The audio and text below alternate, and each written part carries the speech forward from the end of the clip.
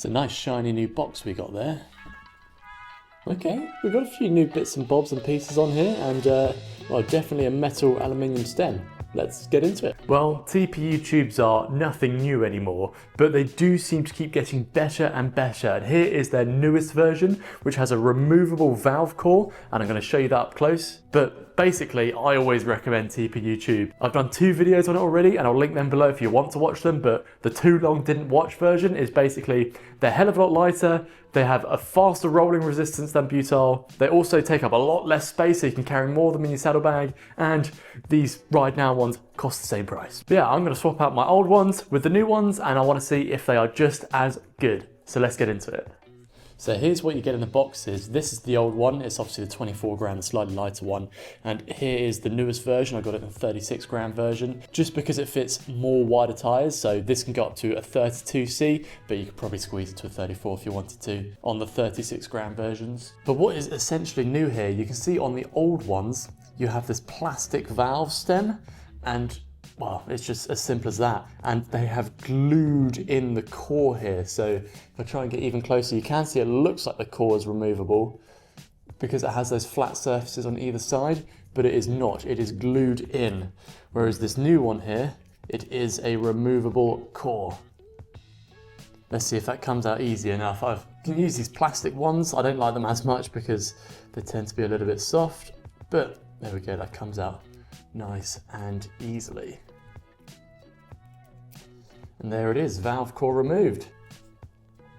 Now, one of the reasons why I think this is good is because on the old version here, they would usually fail if they weren't glued in properly, or they would fail at the bottom here. Whereas with this new aluminium stem, it seems a little bit more robust at the bottom here. And well, if you get any problems with your core, you can then replace the core. So I guess it makes it somewhat more robust on the valve and more serviceable. So they've improved the weakest part of the valve here. You do also get a smidge bit more bits, so if you want to not use these but keep it from rattling, you can then put this over your wheel so it holds it in tightly, and it does come with 2 repair patches. So if you can find the puncture, you can just stick these on and it should seal up within 30 minutes or so. And I guess you'll just cut that out and leave it in your saddlebag. Now, the main reason I wanted these removable valve cores is so I could actually change the valve themselves. I'm working with Click at the moment, and they're going to be sending me some new valve cores, which should make life just a little bit easier to pump up and down to test. So I bought these as a replacement. When I weigh in the new ones in here, they do come in, well, they come in at 38 grams with all the extra little bits and bobs on it, valve stability parts here, but on its own it came in at 37 grams, only 1 gram heavier than stated, so that is pretty decent.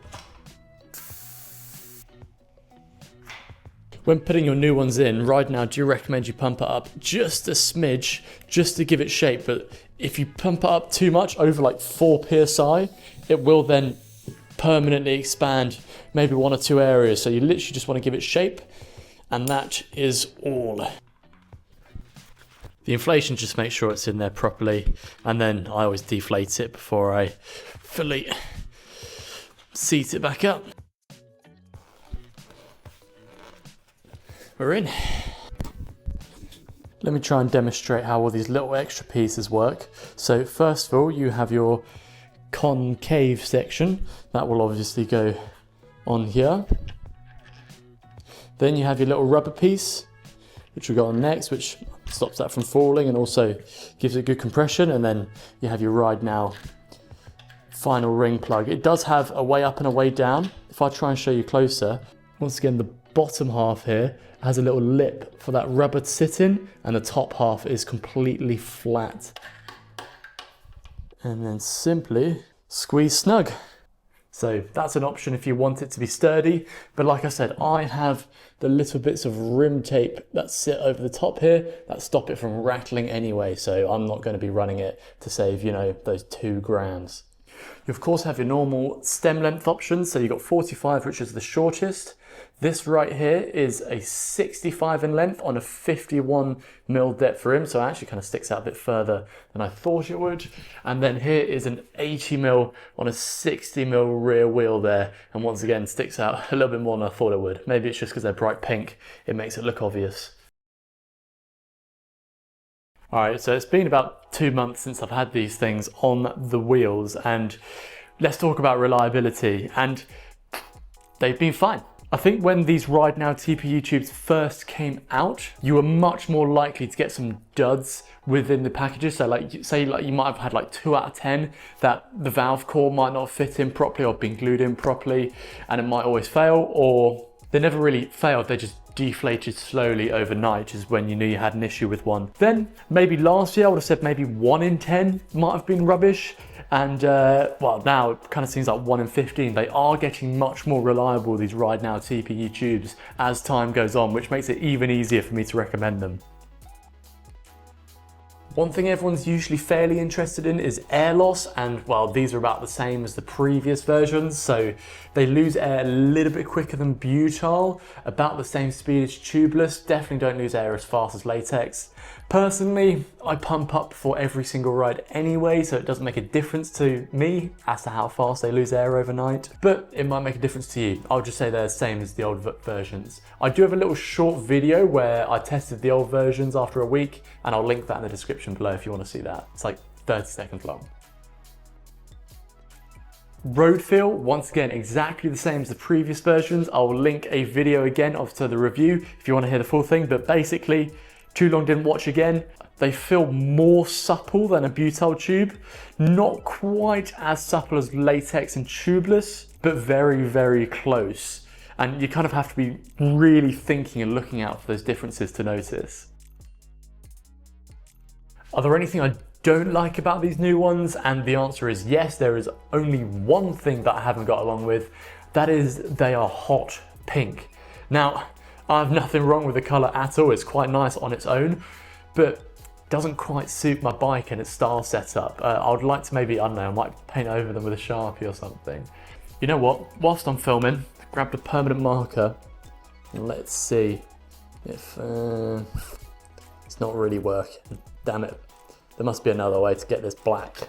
But yeah, come on Ride Now, just release them in black, because everyone has black wheels, it suits them a lot better. We don't want to see them glaring out as they are. I get it from an advertisement point of view, like you're showing off, you know, you're the pink brand, but you get that from the colour inside. When people see them, they go, oh, bright pink, what are those?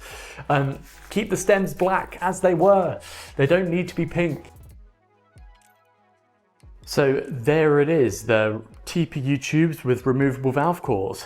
Like I said, I think I would recommend buying these ones going forward. First of all, you know they're newer, so they're likely going to be more reliable.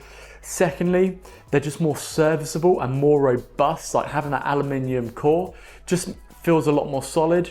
And if anything goes wrong with the valve core, well, you can just take it out and put a new one in, which is super cheap. I would also say it feels a little bit more robust at the bottom of the valve as well, where it attaches into the inner tube itself.